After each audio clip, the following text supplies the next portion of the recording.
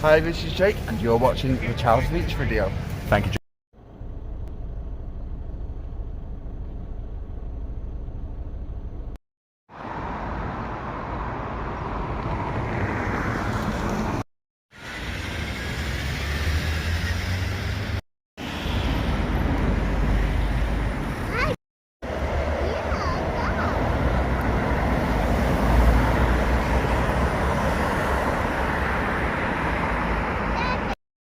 Yeah, all right, I don't make the same mistake twice. Okay, of course I do. I make the same mistake 17 times. But I chatted to the two policemen in the smart car, in the small car. It's a CCTV car. On top of it, you will see the small black camera. He's got in his hand, in his lap, a little joystick with buttons on it. So I asked to chat to him, and he lowered his window, and I said, let me guess. You're zooming in with your camera to see who's on the phone, and then you either pull them over or they get a fine in the mail. And he goes, no, we don't pull them over, we take their license plate and then we send them the evidence and they pay the fine. I said, okay. And I said, just mobile phones? He goes, seat belts as well.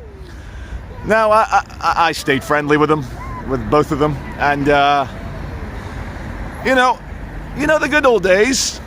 If you could not see a policeman, yeah, like, I'll take that quick phone call. If you're only driving 2 minutes, and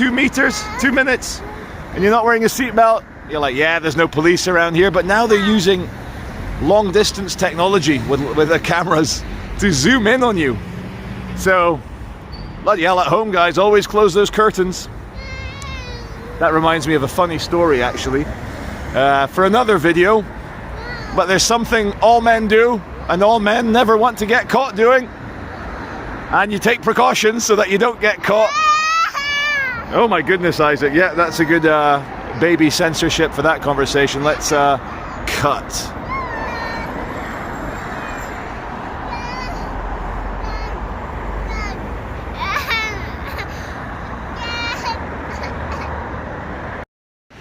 Just before I leave, I forgot to say the end of the conversation. So I'm chatting to him. I'm like, fair enough, blah, blah, blah. I plugged my channel. They didn't know who I was. I said Charlie Veitch and blah, blah, blah. They took it down to go and have a view. And they said, Isaac, one sec, my boy. And they said, look, people think we're here on a money-making scheme. And then he says to me, the driver, but until you've seen the carnage of turning up to a high-speed road traffic accident, then you wouldn't think so. And I'm like, fair enough, mate. It's not my job to be a first responder to people ripped to shreds in car accidents. So, Isaac, here's your rock. Isaac, here you go. Here's your rock. Here's your rock. Here's your pet rock. There you go. So I said, fair enough. So, guys, like everything in life, if you're going to not wear your seatbelt, if you're going to use your phone, I guess don't, but also don't get caught. It's only a crime if you get caught.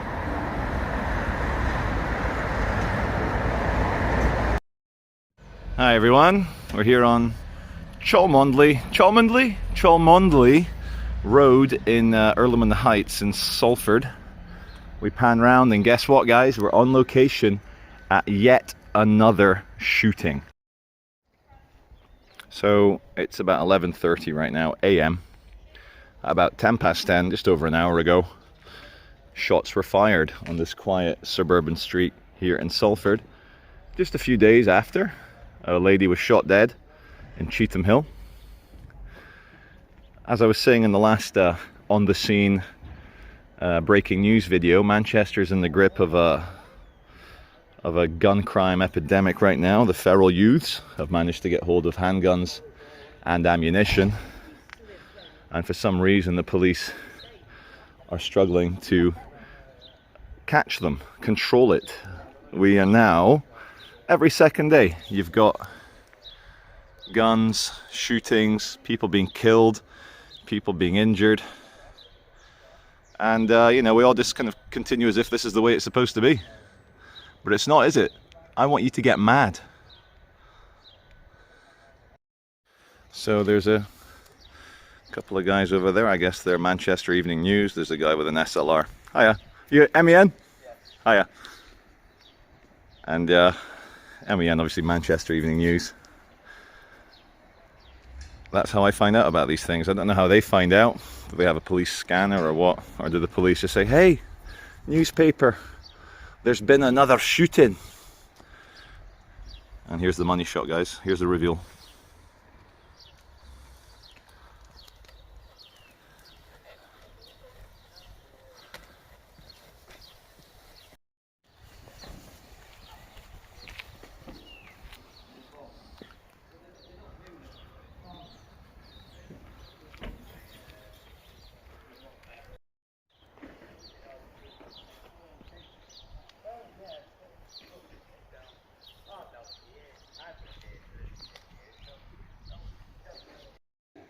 So in the United States, detectives get to drive around in, you know, Ford Victorias, Ford Crown Victorias, those big Lincoln Continentals, you know, the big ass saloon cars, 5-litre engines, Nino. Here in the UK, our detectives have to make do with a Peugeot 308. So I was on the scene with some gentlemen witnesses who they say they've not seen anything, but after a few beers, I'm sure they will have seen something. And we come around. Number 30, I'm going to show you. Let's do a little. For those of you viewing this on a 50-inch or bigger screen, you will see, where's my finger? Oh God. See where there's a hole in the blinds, like a black piano key amidst all the white. In the top upper thinner window, there's a bullet hole, and the bullet, or the shotgun blast, or whatever it is, has cut one of the blinds down, and it's felled it, and that's the effect you see. So apparently there were multiple shots fired, but I can only see one bullet hole. The rest maybe hit the brickwork. But if you see in the driveway, there is a 15 reg Mercedes estate, and just opposite there's some sort of Volkswagen R. There's the R trim on it. I know the Golf R is a fast car, but it's a 19 reg car. Now, I hate to be Mr. Randy Pan, the theory man, but kids, don't deal drugs. You'll get involved with some bad people, and they'll fire bullets through your house, and then the whole neighborhood will know that you're involved with drugs. Quite embarrassing. Some ladies covering their faces. Let's see what's going on. Are they something to do with the household, perhaps? Yeah, it's their house. Oh my God, it's they're going into the house with the bullet holes. How bad is that? No wonder they want their faces covered. What do you think, policeman? Are they all involved with drugs? Is that why they got shot?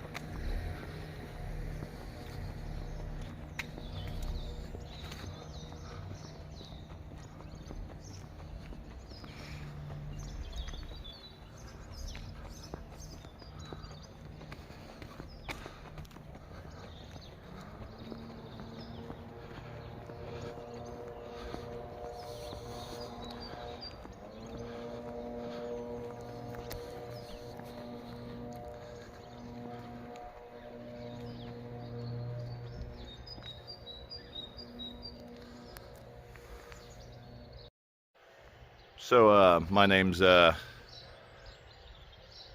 Detective Bob Smith. I'm here to ask you about the shooting in your house. Well, I've got no idea why someone at 8 o'clock in the morning would just pepper my house with bullets.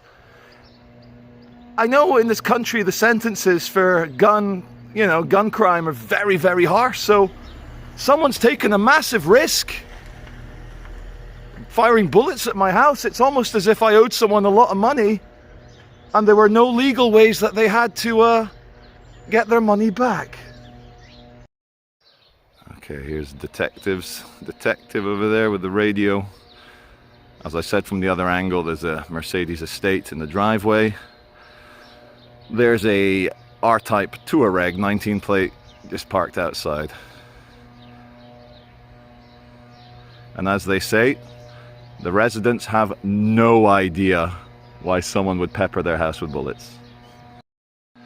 There's the forensics lady removing the hazmat suit, the forensics PPE, I think it's referred to nowadays.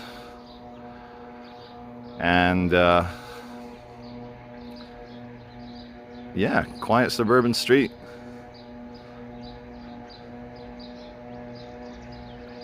Don't go back inside just because I'm filming. Fair enough.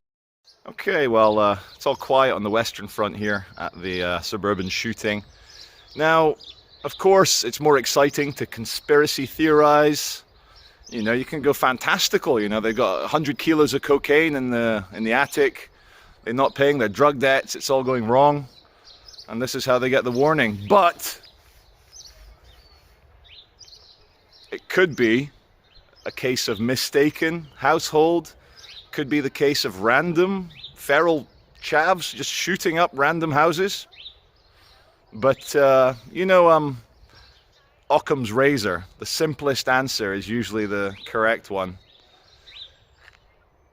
They probably owed someone a bit of money, and you know, when it's illegal, when it's black market, what are you going to do? Go to the small claims court? Oh yeah, I'd like to get a county court judgment against feral butthead Madagascar bugger monkey. What's his name? And he's not paid me for those 15 ounces of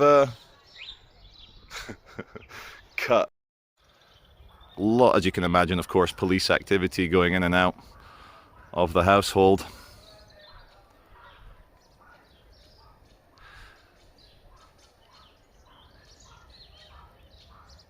I'll keep a close eye on the news over the next few days to see if there's any surprise funny items found inside a gun victim house. But for now, benefit of the doubt, nobody knows anything, everyone's innocent until we can prove it.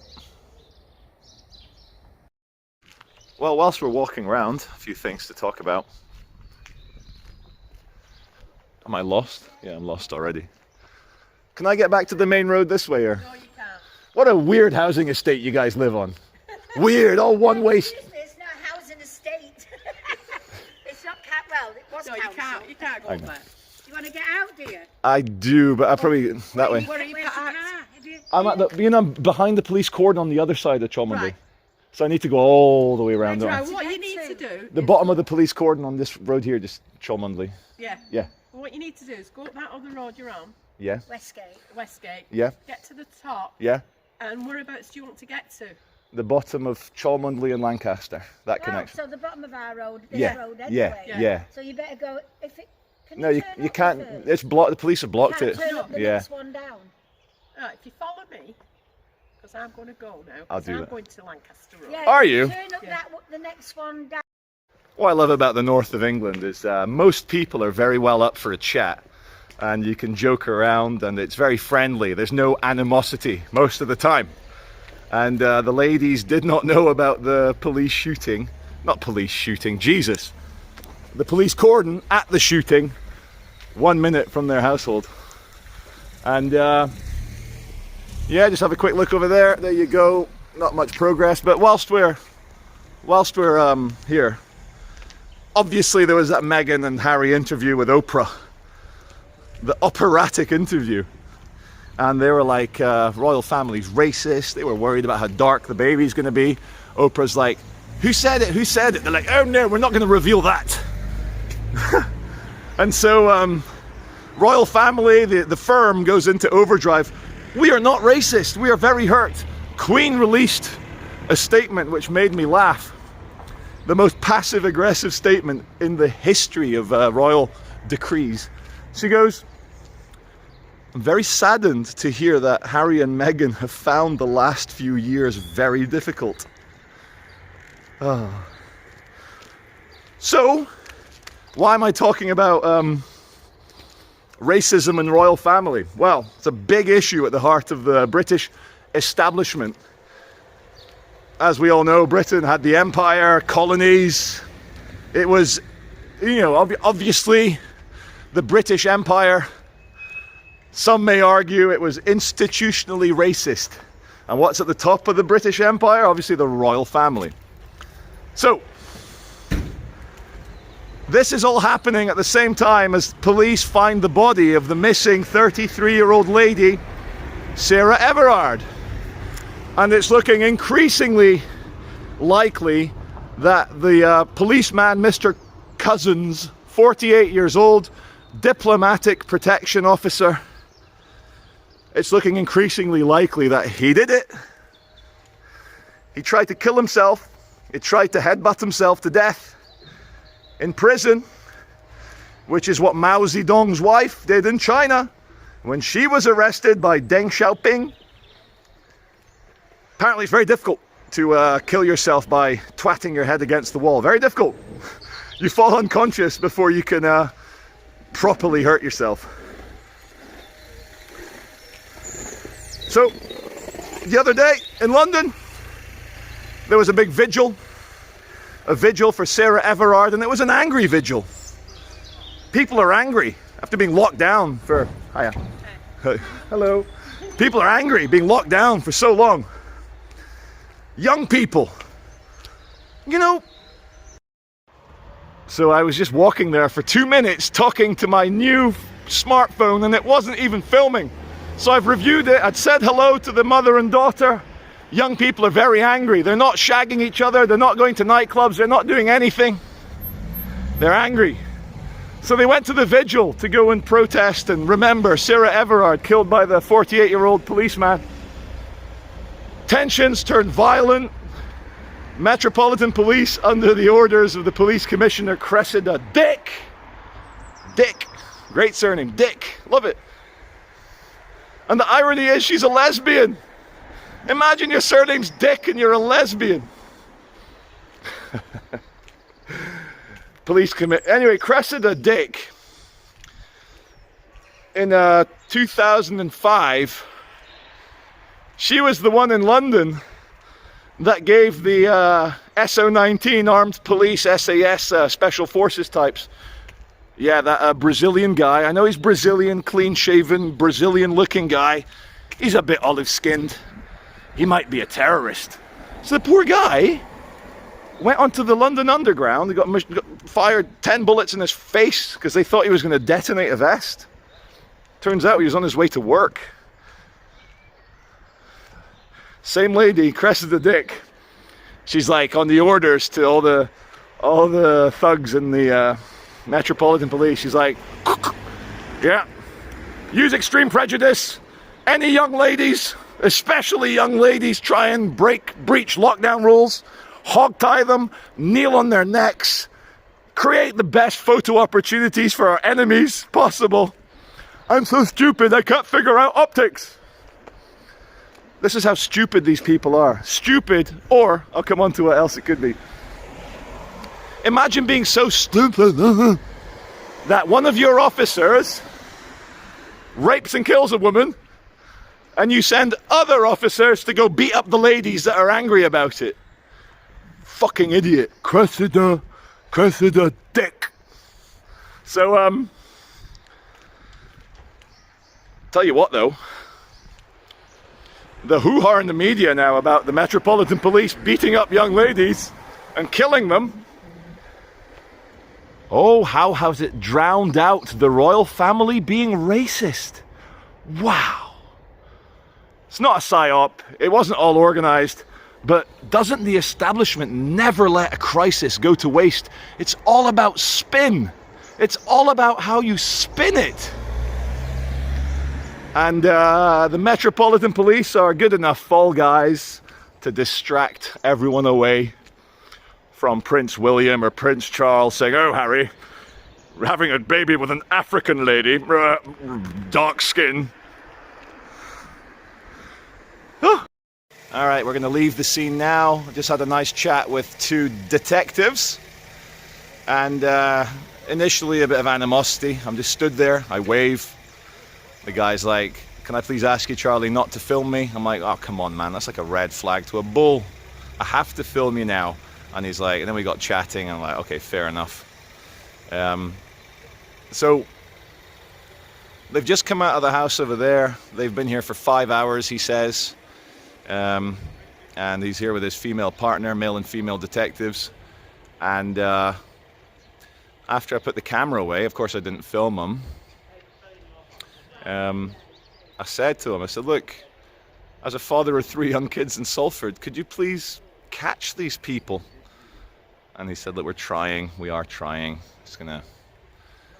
And I said, "Look, as a member of the public, you know, it looks like they're operating with impunity. The shooters, that is." I like the detectives. They're a dry, cynical, jaded bunch. A bit like me after 10 years in Salford. Okay guys, we're back at Manchester Crown Court.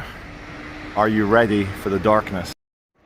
Okay, this funny moment here with this guy. I didn't know there was someone sat in the car, and he came out and goes, "What are you doing right now?" I said, no, I just wanted a sign of the Sky News. So, a bit of comic relief, because what I'm about to talk about is very, very serious.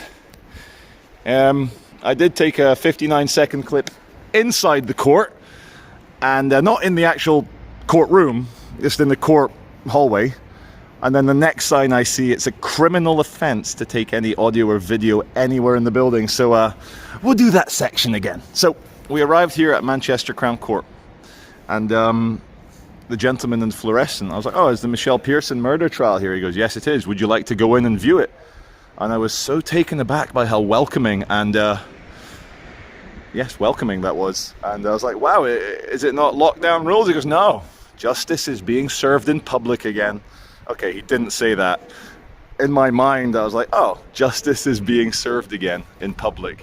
And I went and sat in the public gallery of Court 3, in there at the Crown Court. And what amazes me is just how 70s, everything in there, all the fonts, all the ladies, gents, and the toilets, very 1970s.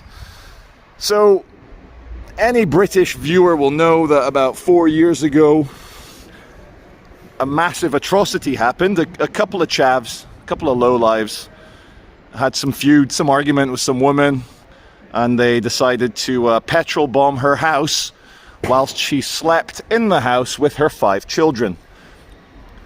These scum murdered 4 of the children. They died asphyxiated, burnt to death.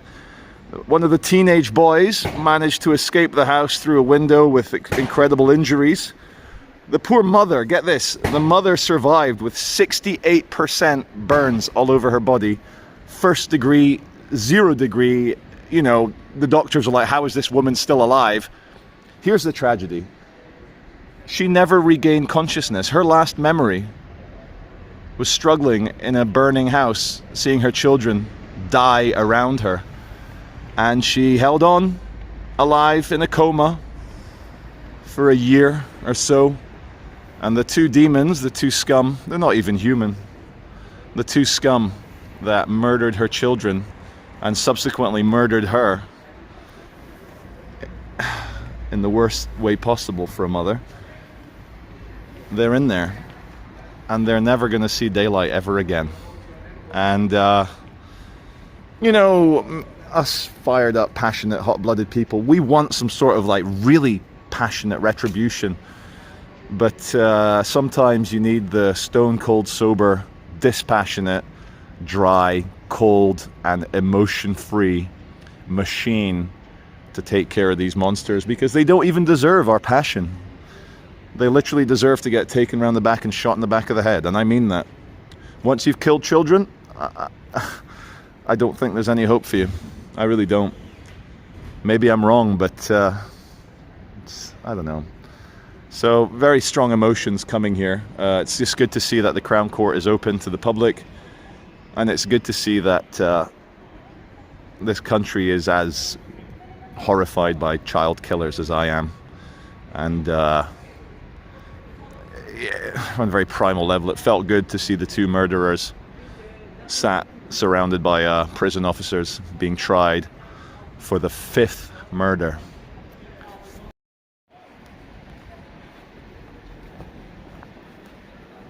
Welcome to St. Anne's Square, everyone.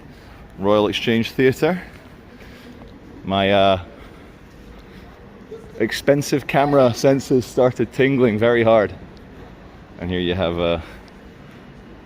oh, it's good to see they're using Sony, just like I am. Hello, hello. And they're filming something here. Sony 4K XD cam.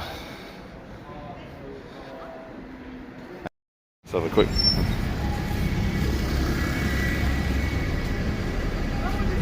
Hello, don't mind us, just passing through, just passing through. I know, he's found me, he found me.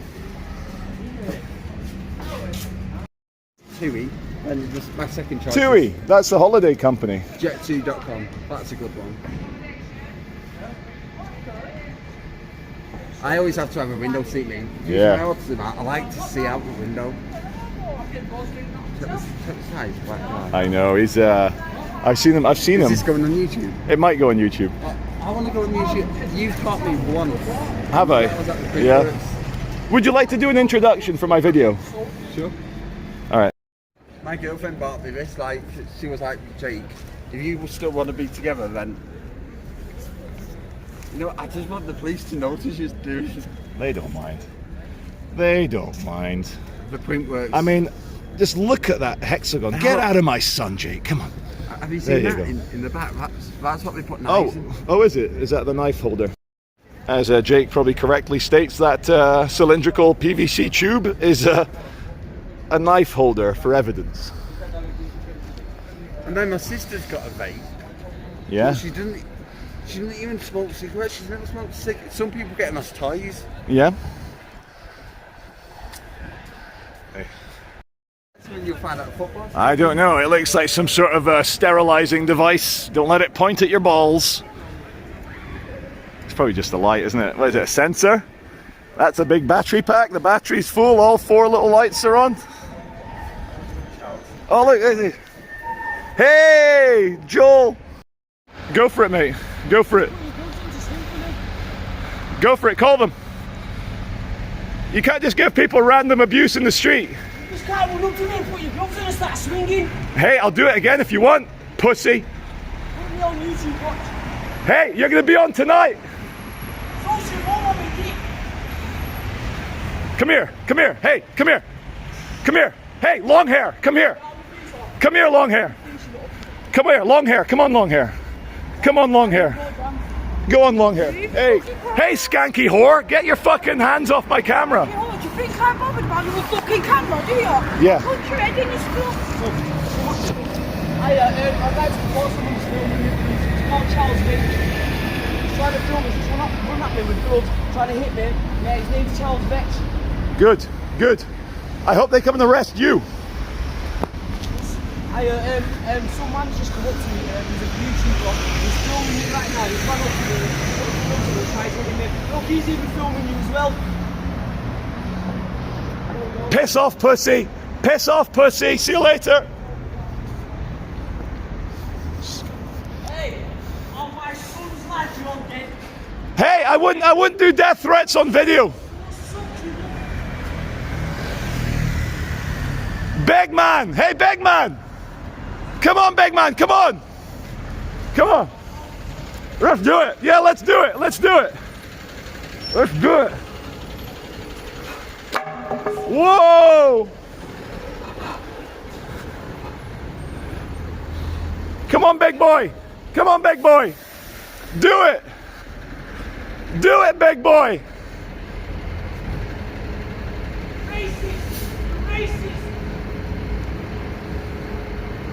Hey,